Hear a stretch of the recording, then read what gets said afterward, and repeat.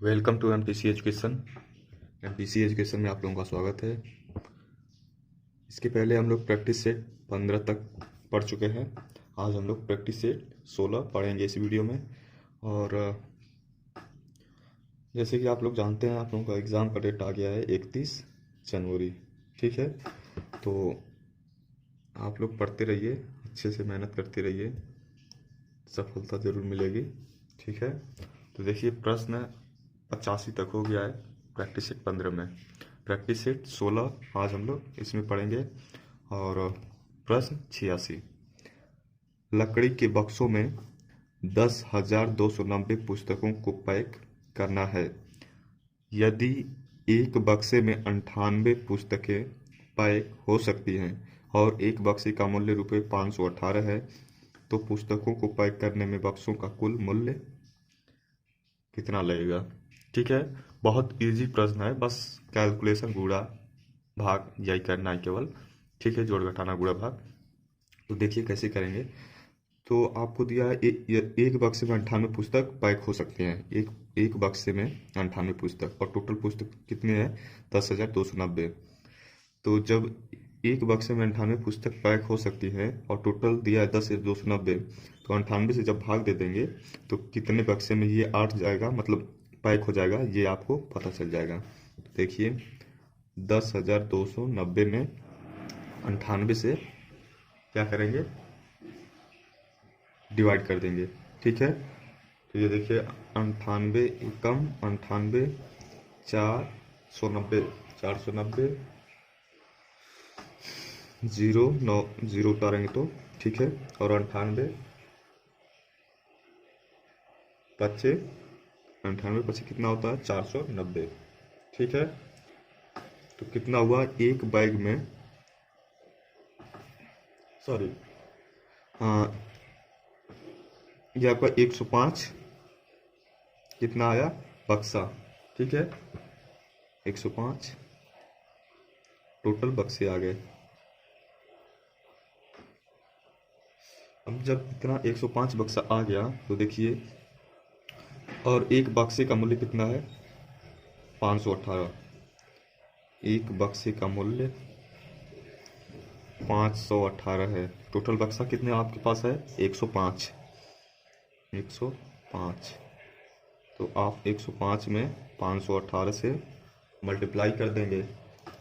ठीक है, तो मल्टीप्लाई कैसे करेंगे देखिए, एक तो आप ऑप्शन से करेंगे इकाई का केवल आप नंबर जानकर, और दूसरा करने के लिए वो भी आपको बताएंगे। ठीक है, देखिए पहले 5 कितना होता है? 40।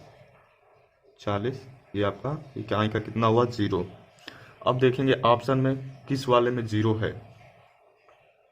देखिए इसमें नहीं है, इसमें है, इसमें नहीं है, इसमें भी नहीं है, तो यानी इस तरह से ऑप्शन आपका सेकंड सही है। अब चलिए चेक कर लें कि सेकंड आपका ऑप्शन सही है या नहीं है।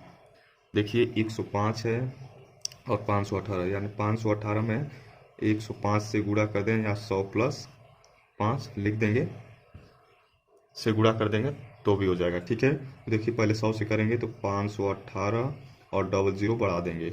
ओके, इसके बाद प्लस, अब 5 से करेंगे तो 5 40, 5 एकम 5, 5 4 9, और 5 पचे 25। ठीक है, अब इसे जोड़ देंगे तो देखिए 0, 9, 5 और 8 13, 13 को 3, एक कैरी, 2 और 1 3, 3 1 4 और 5, 54,390, ये आपका गुणा करने पे आया। तो ऑप्शन देख लीजिए 54,390, ये भी है। ठीक है, तो इस तरह से अगर देखेंगे कि आप क्या, ऐसे भी करके आप देख लेंगे, अगर आ रहा होगा कोई एक, ठीक है, तो वहाँ जल्दी से हो जाएगा। और यहाँ भी आपको देखिए कहीं गुणा उड़ा करने की जरूरत नहीं थी, सिंपल हो गया। ठीक है, चलिए नेक्स्ट प्रश्न देखिए। दोस्त, अगर समझ में आ रहा होगा तो सब्सक्राइब जरूर कर लीजिएगा, और आप अपने दोस्तों के पास शेयर जरूर करिएगा। ठीक है,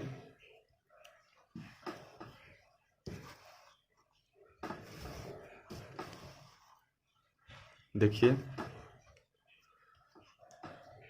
57 है, सॉरी 87 प्रश्न है। 56,431 में 6 के स्थानीय मान तथा 4 के अंकित मान में अंतर है। देखिए 56,431 में 6 का देखिए कितना है अंक, 3, तो 3 जीरो आप बढ़ा देंगे। ओके, अब दिया है 4 के अंकित मान में अंतर। 4 यहाँ पे ये है, ठीक है, तो आप डायरेक्टली 4 से, सॉरी 6,000 में से 4 माइनस कर देंगे क्योंकि अंतर आपसे पूछा है।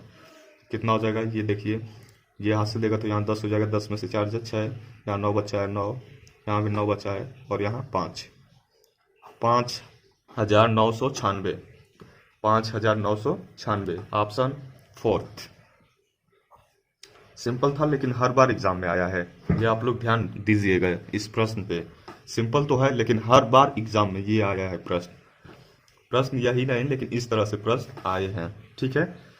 चलिए अगला प्रश्न है 88। देखिए 30, 36 और 42 के सबसे छोटे सारगुणज तथा सबसे बड़े सारगुणनखंड का गुणनफल है। शायद इससे पहले मैं इस तरह के प्रश्न करा चुके हैं, लेकिन देखिए सबसे छोटे सारगुणज यानी एलसीएम। ओके, तो देखिए 30, 36 और 42 का एलसीएम पहले हम निकालेंगे। देखिए 2 से इसे करेंगे 15, 18, 21, फिर 2 से 3 से करते रहे हैं, 3 से 3 5 15, 3 6 का 18 और 3 7 21, फिर एक बार 2 से कर दे रहे हैं, तो देखिए 5 3 7। अब इसके बाद 3 से 5 1 7, 5 से 1 1 7, इसके बाद लास्ट में 7 से। ओके, तो इस तरह से आप एलसीएम निकालते हैं। अब देखिए 2 3 6, 6 दूना के 12, 36, और या फिर ऐसे देख लीजिए 2 3 6, 2 3 6, 6 दूना के 12, 12 25 60 और 60 तिहाई 180, 180 में आप 7 से मल्टीप्लाई कर दें, 180 में 7 से 0, 7 बटे 56 को 6, 5 कैरी, 7 एकम 7, 7 5 12, 1260। एलसीएम आपका 1260 ये आ गया, ठीक है। अब आप देखिए आगे प्रश्न है, सबसे छोटे सारगुणज तथा सबसे बड़े सारगुणनखंड का गुणनफल है। सबसे बड़े सारगुणनखंड का मतलब एचसीएफ, ठीक है। तो देखिए इसे हम 30, 36 और 42 इस अंतर से हम लोग एचसीएफ निकाल लेंगे जल्दी से। देखिए इसका अंतर कितना 6 और इसका अंतर 6 और इन दोनों का अंतर 12। देखिए 6 से ये भी कट जाएगा, ये भी और वो भी, यानी 6 आपका एचसीएफ हो जाएगा, ठीक है। अब देखिए कहाँ है आपसे सबसे बड़े सारगुणनखंड का गुणनफल, यानी 1260 में आप 6 से गुणा कर देंगे। देखिए 0, 6 6 36 को 6, 3 कैरी, 6 दूना के 12, 12 3 15, 6 कम 6 6 1 7, यानी 7560, 7560, ऑप्शन फर्स्ट।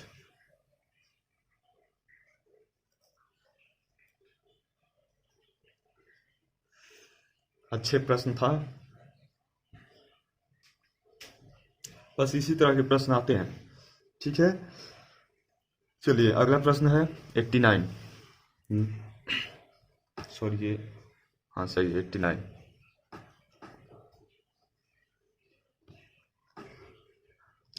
देखिए प्रश्न है 84 के सभी धनात्मक गुणनखंडों का योग जो 7 के गुणज हैं निम्न है। देखिए ये प्रश्न है तो बहुत इजी, लेकिन बहुत लोगों से ये गलत हो जाता है, ठीक है। अधिकतर लोगों से ये प्रश्न एग्जाम के टाइम गलत हो जाता है। क्यों गलत होता है? क्योंकि इस पर प्रैक्टिस से नहीं हुआ होता है, ठीक है। जितना आप लोग प्रैक्टिस करेंगे उतना ही अच्छा रहेगा, ठीक है।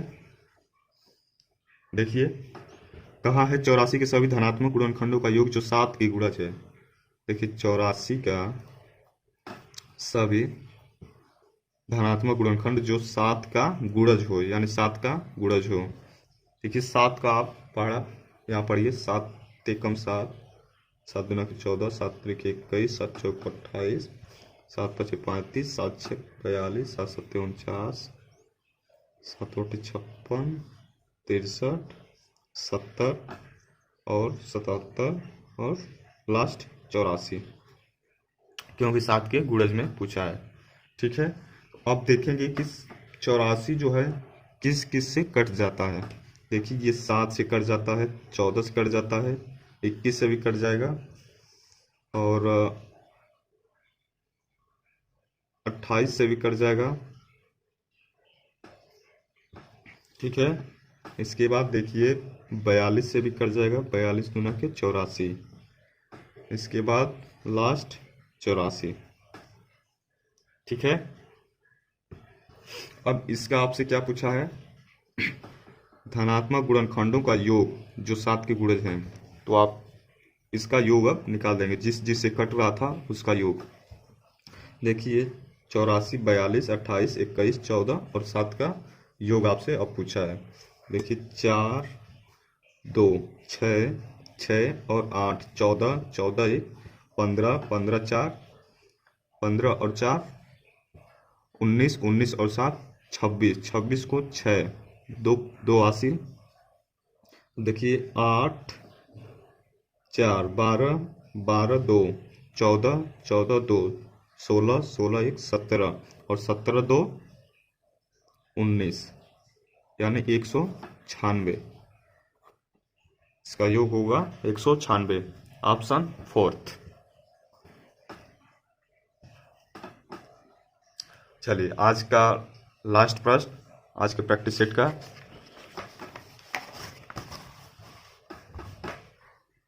देखिए 90 है।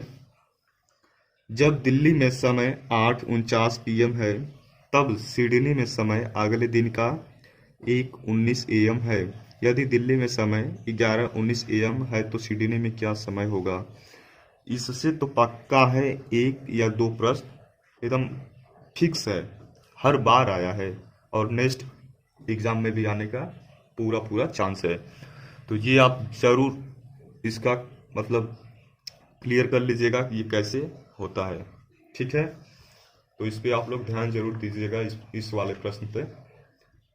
देखिए समय है 8:49 PM और तब सिडनी में समय अगले दिन का 1:19 AM है। यदि दिल्ली में समय 11:19 AM है तो सिडनी में क्या समय होगा।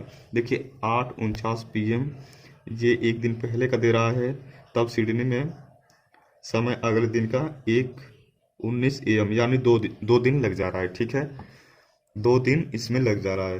देखिए 2 दिन में जब 2 दिन लगता है तो हम आपसे कहे हैं कि एक दिन का आप लिया करें। देखिए एक दिन, और एक दिन में कितना घंटा होता है, 24। ठीक है, 24 घंटा हो जाता है। और देखिए 1:19 AM पर सिडनी में समय है 1:19 AM। तो आप क्या करेंगे, 1:19 AM इसमें ऐड कर देंगे। ठीक है, ये देखिए 19 और ये 25, ये सिडनी में समय है।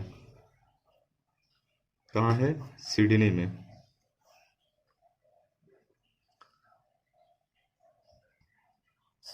ठीक है, इसके बाद दिया है प्रश्न में, यदि दिल्ली में समय 11:19 AM है तो सिडनी में क्या समय होगा।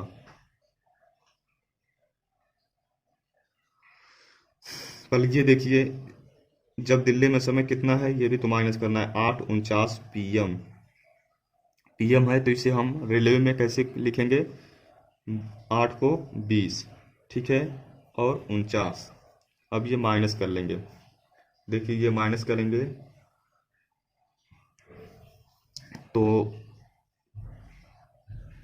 ये यहाँ पे आप 30 कर लीजिए।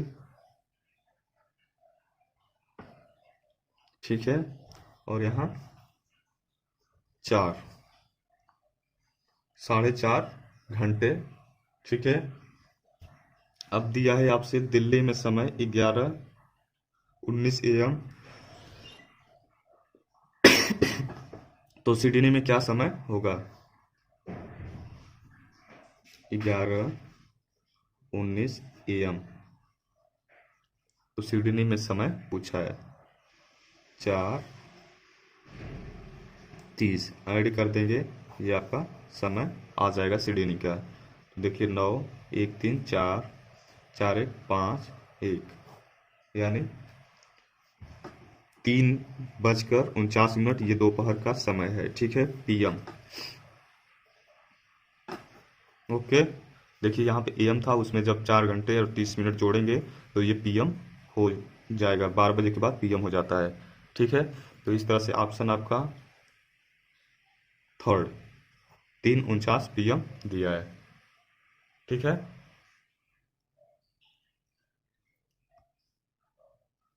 चलिए आज के लिए बस इतना ही। और आप अपने दोस्तों के पास शेयर जरूर करें। ठीक है। धन्यवाद।